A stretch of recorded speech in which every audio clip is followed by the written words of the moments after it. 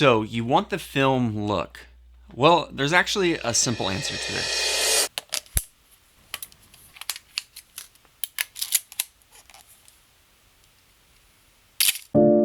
Just because it's simple doesn't make it easy or cost effective or even make sense with the time constraints involved.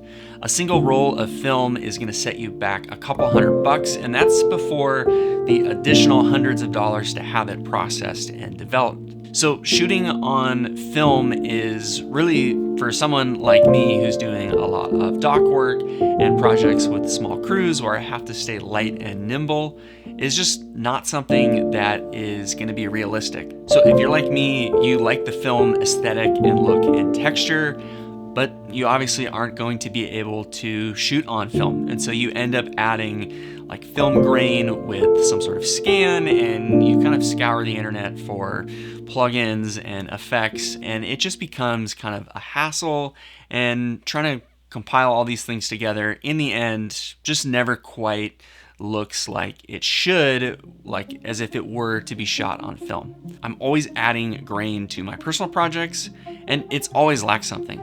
Until recently, that is.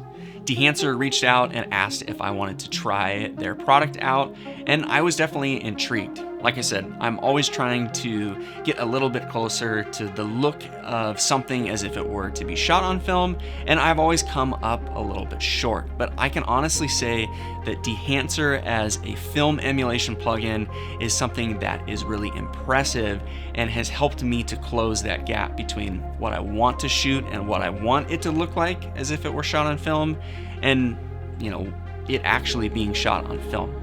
Dehancer has an impressive amount of control that you can add to the image, not only with different film stocks, but different characters and qualities that come with different stocks and different sizes. So it has been something that I've been really excited to use, and I think has helped me to close that gap a little bit as well. So what does Dehancer give you the control over?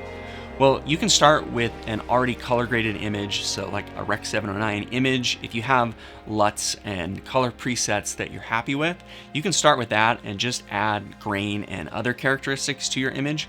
Or you could start with a log image and select your specific camera that you're using. And Dehancer has a long list of cameras, including my Sony FX30 that you can start with, and you can use the film stocks to emulate the color and contrast of certain film stocks, and then you can sort of build your look from there. It has film stock emulations with exposure compensation. You're gonna get granular control over things like your white point, your black point, your tonal range. The grain is something that you can customize as well. So if you're trying to emulate 8mm, 16mm, 35, or a large format 65 or 70mm, you can select those characteristics and grain sizes as well.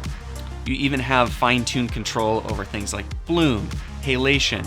Is the film damaged? Is there gate weave? Is the film overscanned? What is the gate's orientation? There is a lot that you can customize and control in this plugin, and I think it definitely makes it worth the price. What I love about this plugin is that each and every setting is something that you can adjust and fine-tune. It used to be something that you had to find the right film print that was scanned that you could overlay, and you had to just kind of find and finesse these different film scans and overlays. But everything is built right in, and you can sort of select and customize and kind of build your own cocktail of what you want your film look to look like. If you want to use the halation and gate weave, but you don't want to emulate a certain film stock's color, that's no problem. If you want to add grain, but not the annoying specks of dust, that's easy. If you want to add a rough grain of a 16mm film stock, but the subtle gate weave and halated glow of a large format 70mm film stock, well, that's what this plugin is built for. At the time of making this video, I believe Dehancer is about $400 US for a lifetime license with DaVinci Resolve. And that might seem like a decent amount of money. It's definitely not a cheap plugin, but for me, when I factor in the fact that I probably paid 40 or 50 bucks for different film scans at different points over the years, this plugin is definitely something that is going to get 10 times the use as kind of some of those film scanned assets. So in my mind, I think that this is priced fairly, and if it's something that you're gonna use somewhat frequently, then I think it can definitely be worth justifying. I've always loved the look of film, and it's something that I've tried for years to emulate. It's the reason why I shoot a lot of my photography on film these days. And Dehancer is definitely the best tool that I've used for trying to emulate the look and aesthetic of having my filmmaking and video production look like it was shot on film. I think that Dehancer is something that's gonna allow me to hold off on shooting film, for now at least.